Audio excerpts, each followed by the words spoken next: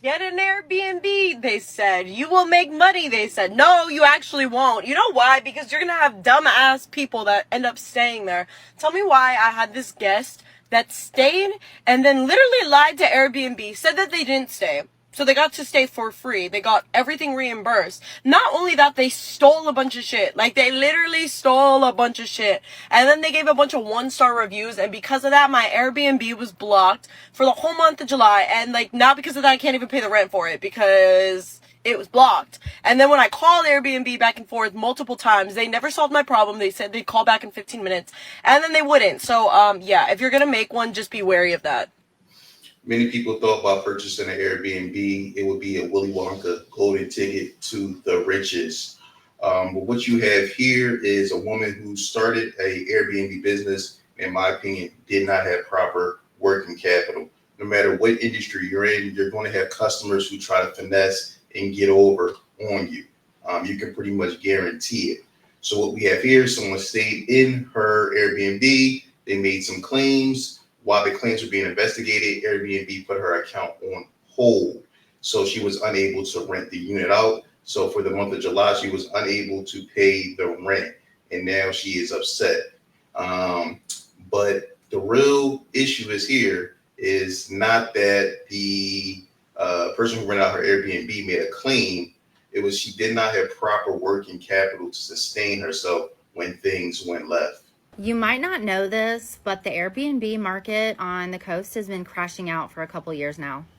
There have been so many vacancies and so many empty rentals all over the coast, Florida, Georgia, South Carolina, North Carolina, that people are starting to freak out and they are all putting their homes and condo homes for sale.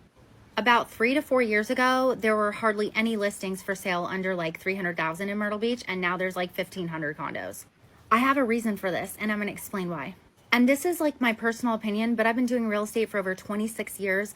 I am a team leader for 2 high-performing teams in North and South Carolina, and I've been watching the market steadily, and I also own Airbnbs. And this might be controversial, but I think a whole bunch of people during COVID used their PPP loan to buy Airbnb rental properties thinking they could get rich.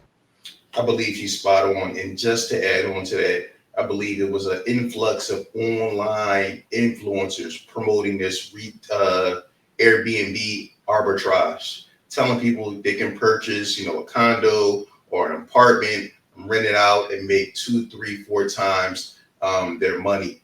You had a lot of people who really weren't educated in this business, jumping, signing leases, going out and mortgaging properties, and then you had the pandemic hit and you had states cracking down on Airbnb rentals, and a lot of people got caught with their pants down. Because remember, no one could travel, no one could go abroad, no one could go anywhere, and they had all this extra money.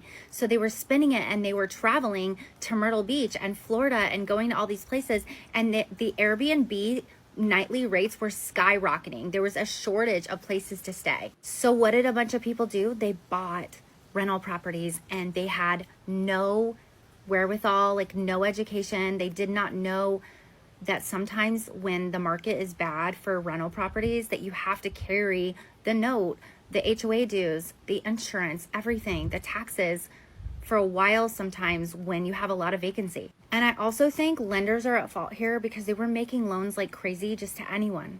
If you had 20, 30, 40% down, they just made you the loan.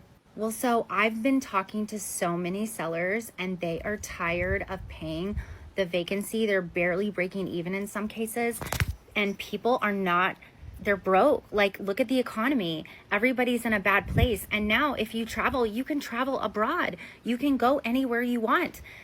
So Essentially, what she's saying is you had people jump in without doing the proper due diligence, without doing the proper research, and they realized that it's not a get rich quick scheme, and now they want out. Same thing happened with the trucking industry, where during the pandemic, people rushed out and bought 18 wheelers, they bought box trucks, they bought cargo vans because the rates were high. They got in at the top of the market, and when things normalized and settled back down, and rates dropped back down, and they weren't getting that big money anymore. They weren't able to be able to carry the note, the commercial insurance, the gas, the wear and tear, and other maintenance that was associated.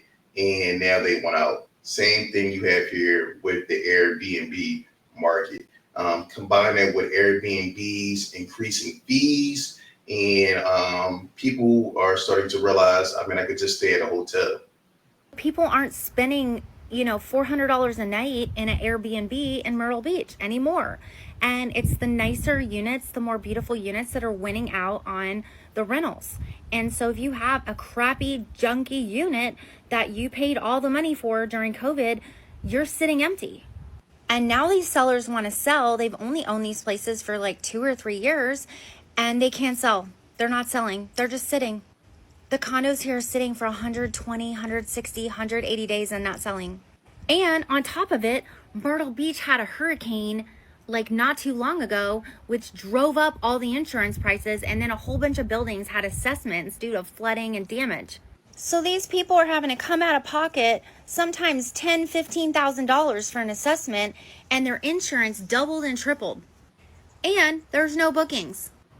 Right now, the rate's being at, 7%-ish or 6%-ish. That doesn't mean that an investor can get that rate. You got to tack on another 1.5%. So typically right now, interest rates for other investors to buy these properties are probably like in the 8s or 9s.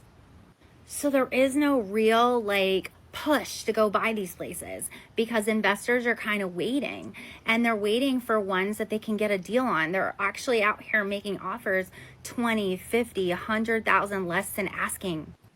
So essentially the people that win in the long term are the real investors who stay patient and are well capitalized, and they're going to be able to get these units for 30, 40, and 50% off, because you have people who are uneducated who entered the market and ultimately just going to want to wash their hands and move on.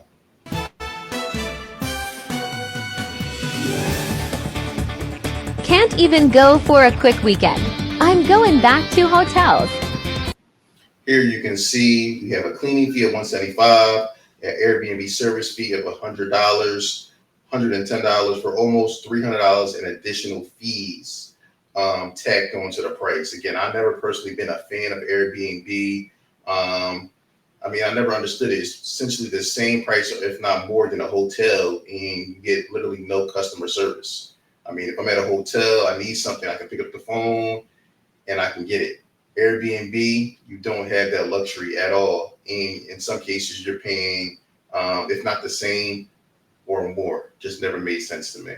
Airbnb is by far one of the worst investments you can make in real estate, and here's why. Airbnb is a marketplace for both short-term and long-term home stays and experiences. The average stay length on the Airbnb app is anywhere between 2 and 7 days. So let's assume you start hosting on Airbnb and your unit is booked out completely for the entire month, each tenant having a 7-day stay.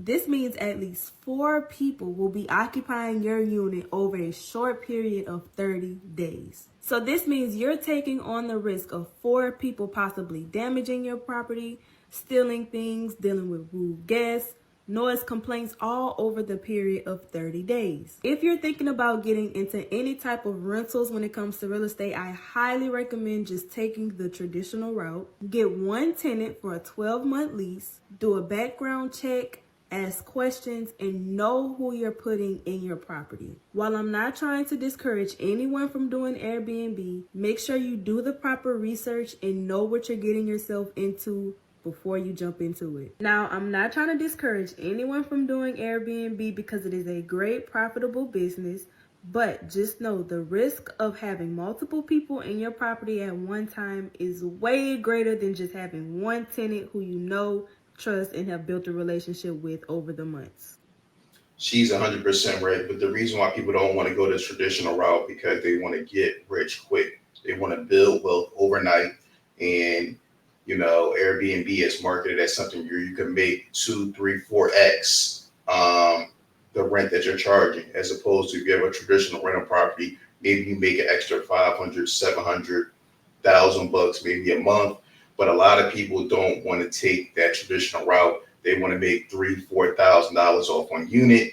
Then they want to scale to 5 to 10 units. And, next thing you know, in a matter of 6 months, 12 months, they think they're going to be making $30,000, $40,000 a month without much work.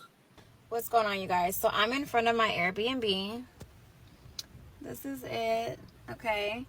I have my moving guy right there, and he's moving the furniture out. Well, some of the furniture, because it got broken into, but that's a whole other story. Okay. I've been doing Airbnb for about 3 years. Yes, it's made me money. Yes, it's caused me to lose a lot of money. All right. And yes, it's caused peaceful days. And yes, it's caused stressful days where I want to fucking rip my hair out. Okay. If you're thinking about starting Airbnb and doing it, definitely do your research for your area that you're trying to do it in. I can make like a whole 500 videos about Airbnb and my stories and my experience with it. But yeah, don't just jump into something. I do feel like you have to try things in life to know if you're going to succeed or fail, or to know if it's something that you actually do like. I do heavily believe in trying before just saying no to something. But just don't get so involved and caught up with these Airbnb gurus on the internet that are telling you how good the business is to start, when really they're just trying to sell you a course to learn how to do it, which is actually what's making them money. We're going to pause right there, and that's absolutely spot on, and I touched on it earlier in this video.